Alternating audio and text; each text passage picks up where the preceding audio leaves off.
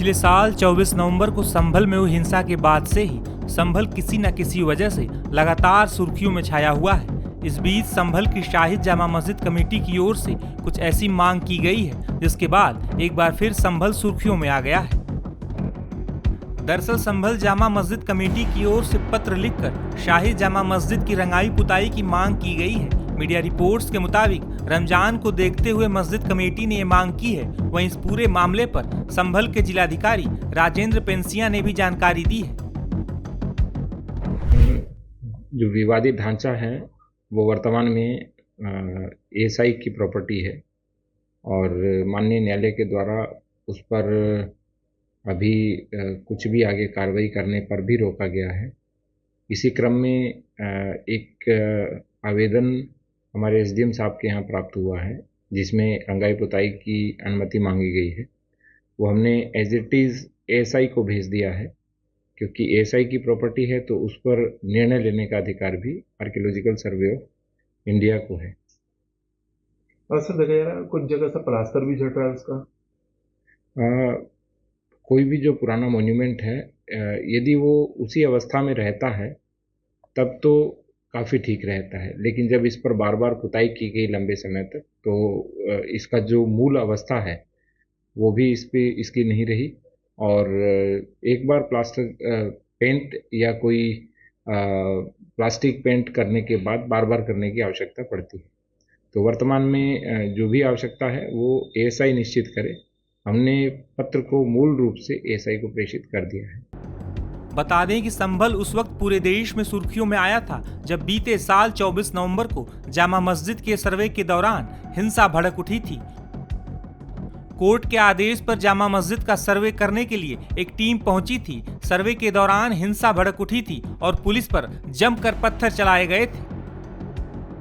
सैकड़ों उपद्रवियों की ओर से पत्थरबाजी की गई जिसमें कई पुलिसकर्मी घायल हो गए थे। इस हिंसा के दौरान 4 लोगों की मौत भी हो गई थी।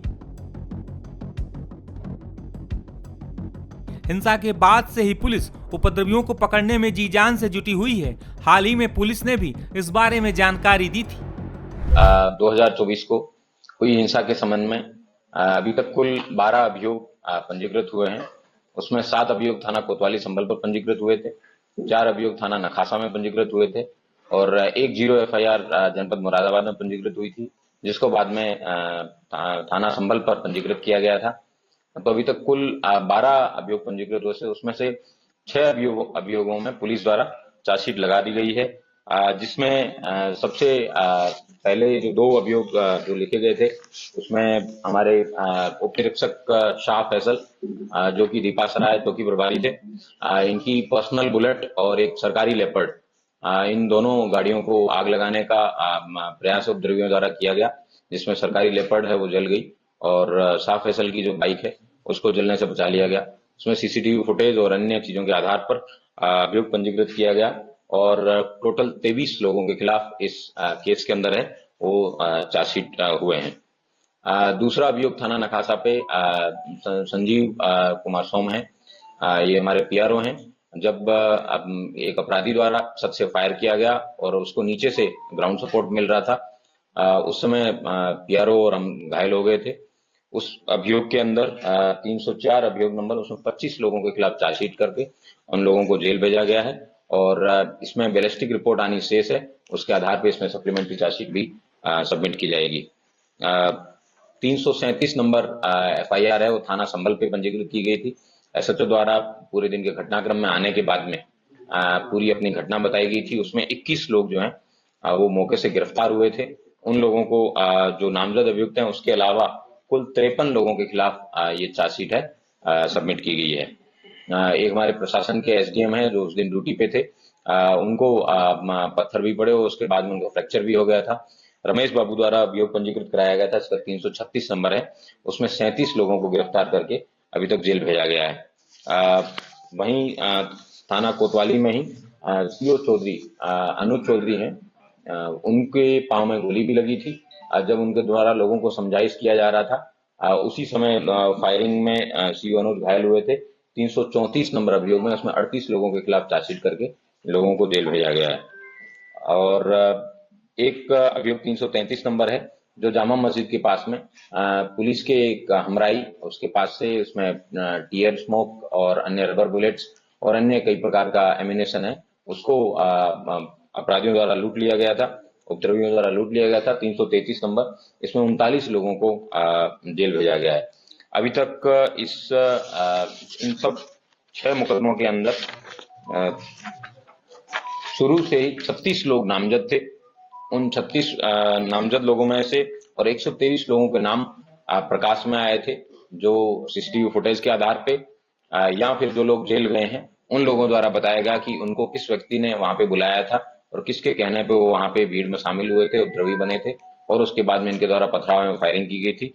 तो कुल 159 अभियुक्त अभी तक जो प्रकाश में आए थे और नामजद थे, उनमें से 80 लोगों को गिरफ्तार करके जेल भेजा जा चुका है और 79 लोग अभी गिरफ्तार होने शेष हैं।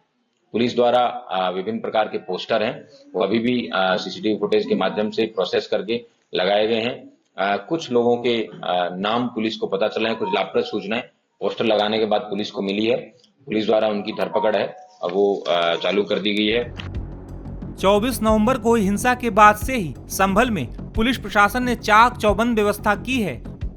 वहीं महाशिवरात्रि के त्योहार को देखते हुए भी कई तैयारियां की गई हैं। टाइम्स नाउ नव भारत से बातचीत के दौरान संभल के जिलाधिकारी ने महाशिवरात्रि के मद्देनजर की गई तैयारियों और जामा मस्जिद की ओर से लिखे गए पत्र को लेकर भी जानकारी दी है।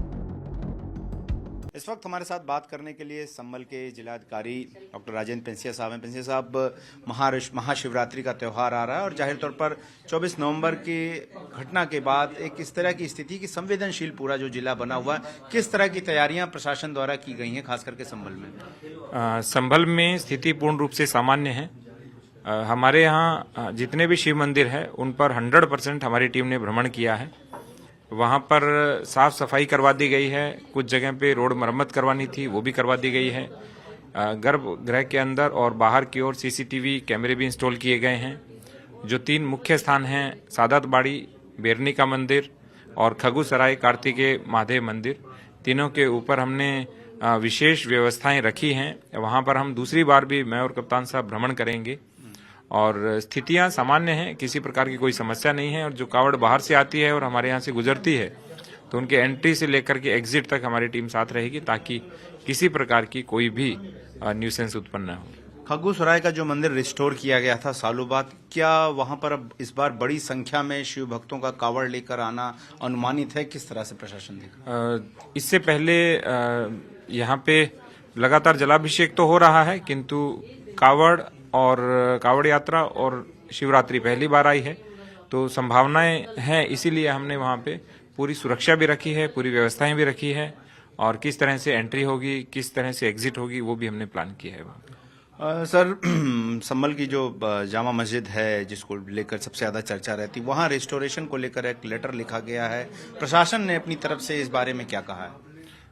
जो विवादित ढांचा है उसके लिए उन्होंने एएसआई को पत्र लिखा है, तो ये एएसआई निर्णय करेगा कि आगे क्या करना है। लेकिन हमारे द्वारा कहा गया है कि जब तक एएसआई का कोई निर्णय नहीं हो, क्योंकि वो एएसआई की प्रॉपर्टी है और जो लैंड ओनरशिप है वो यूपी गवर्नमेंट की है, तो किसी प्रकार से जो भी निर्णय ले वो एएसआई और जो विवादित ढांचे के लोग हैं उनके मध्य होना चाहिए। आखिरी में एक सवाल सर, चर्चा है कि संभल शहर के एक जगह है सिरसी, वहां पर कुछ लोगों ने कुछ कारणों से इस तरह के पोस्टर लगा दिए हैं कि वो प्लान करना चाहते हैं, इसके बारे में प्रशासन की तरफ से क्या सत्यता है ये बताइए। वहाँ गाटा संख्या 692 चामुंडा माता के नाम से दर्ज है, उसमें 650 वर्ग मीटर की भूमि है जो पहले हमने अतिक्रमण मुक्त भी कराई थी, सफाई भी करा दी गई थी, उस पर स्टे था और स्टे हटवाने में भी जो हमारी नगर पालिका परिषद है उन्होंने सहयोग किया था।